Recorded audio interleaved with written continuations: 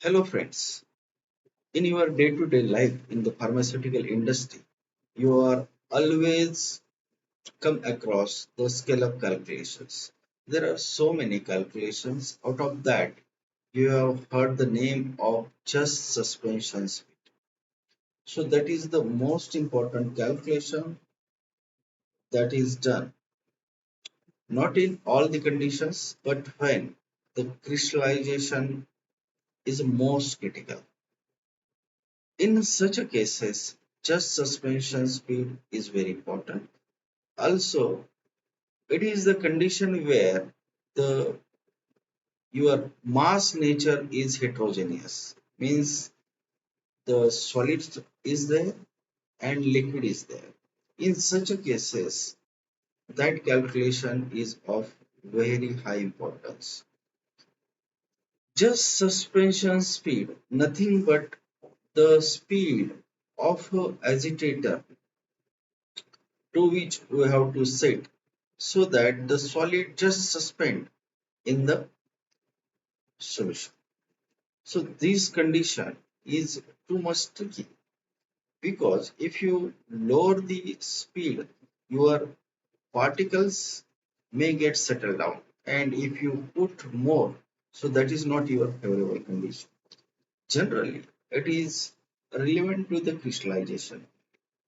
Only there are some exceptional cases of reaction where it is needed. So that calculation having so many terms over there, and this calculation, who is the inventor of it? So he has invented and proved this formula on inorganic matter. So the accuracy level of this formula is varies case to case and material to material. But this is only the way to get the theoretically idea about the suspension, how it is remain during the any your crystallization. Other alternative way, that is the practical sense, uh, that is the practical approach. But many times during the scale up, this is your first attempt, so you don't have the experience. So most reliable way of doing this, and when this is not a first time product or you are not transferring any technology newly from your kilo lab to the plant, then you can have another approach as well.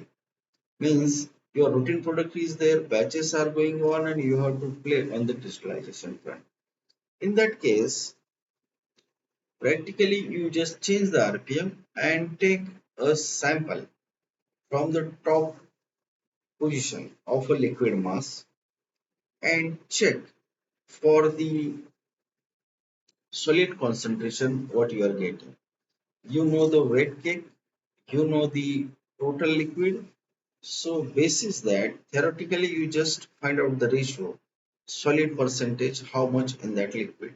And if you are getting a same proportion or 20 to 30% lesser than the theoretical suspension at a top portion of your liquid during agitation. So this will also give the idea that is how much RPM you have to keep. But if you are doing this first time, then you have to go with calculation only. And this already you can establish in the kilo lab. Later on, if you are transferring this technology to the plant and you are doing this calculation, then your success rate will be more than 70%. So we will understand the just suspension speed in detail. For this purpose, we will go to the website called the pharmamaster.com.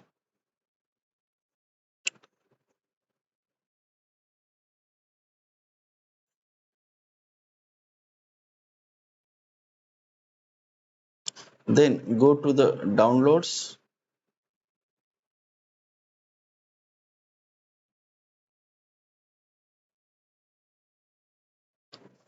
Go to the pharma calculations.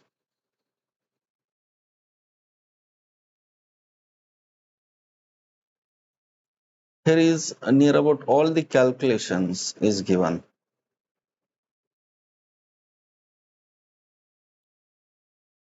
Okay, so our interest is just suspension speed.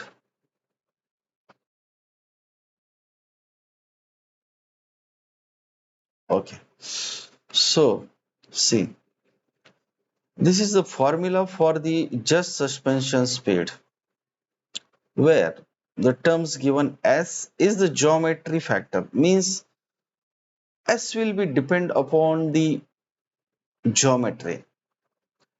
It is for the batch reactor, and the L by D ratio near about 1.15 to 1.5.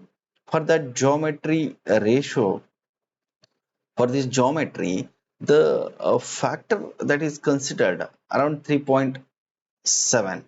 So if geometry changes, that ratio also may get changed. Then dp is the particle diameter, means the particles which are going to suspend, that you have to take in average, because all the particles are not same, but you have to take average particle size, but that is you have to take in the meter. Then g is the gravitational acceleration. Then rho L is the liquid density, means the your mixture, if your crystallization is not a single solvent mixture, suppose it having multi solvent, so basis their quantity and proportion, you have to calculate the average density of your solvent, and that we have to take. Then rho S is the solid density.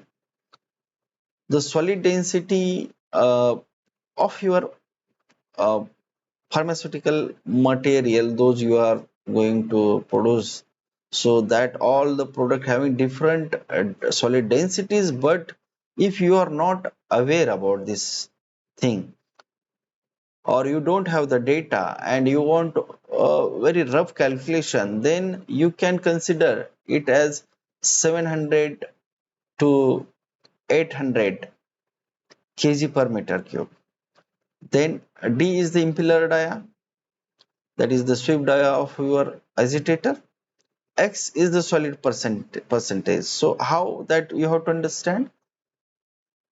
When you are isolating the material, you know the ml quantity. Suppose it is 1000 liter, and you are getting a 200 kg material over there. Generally, you are getting the weight kick, but basis dry weight you have to consider. If it is you are getting dry weight 200 kg and you are getting a MLR 1000 liter, then your X will be 200 divided by 1000.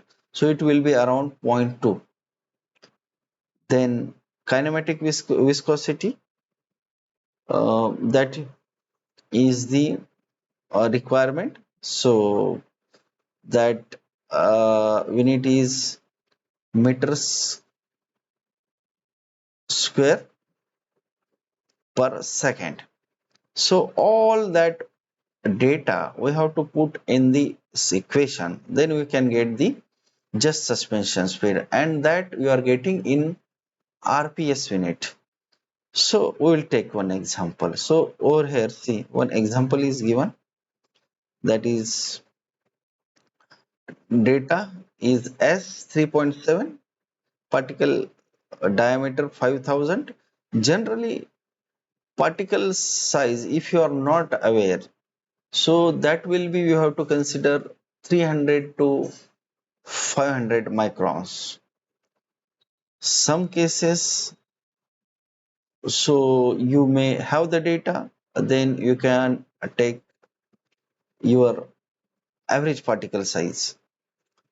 So for this example, we have considered the 5000 as the dp, and rest of the parameter is mentioned like the density of liquid, density of your solid, and so that data is given. Now, when you put this data in this formula, then we are getting the RPS as 0.95. Then you have to calculate in RPM. So for this purpose, we have to multiply this factor with the 60. Then we are getting a 57 RPM. So what is this 57 RPM? So that is 57 RPM indicates this minimum RPM you have to keep during agitation so that your particles having diameter 5000 micron that will not settle down. For this purpose, you have to have a shop floor observation as well. When you are going to implement in the plant, so that time you have to put this RPM and we have to see the Take a sample from a reactor and we have to put into the glass beaker and we have to settle for 5 to 10 minutes and see the solid percentage in that particular liquid. If it is matching with your kilolab data, means the 20% what I said in the example. So if it is near to that value, then your agitation is okay. If not, then we have to fine tune. So 57 that may go up to 50 as well, 70 as well. So this is the practical experience that we have on the shop floor. And accordingly, we have to finalize the final RPM. For the next three batches, we have to implement the same and see the observation. And basis we have to do the fine tuning and you can firm the your RPM for your process.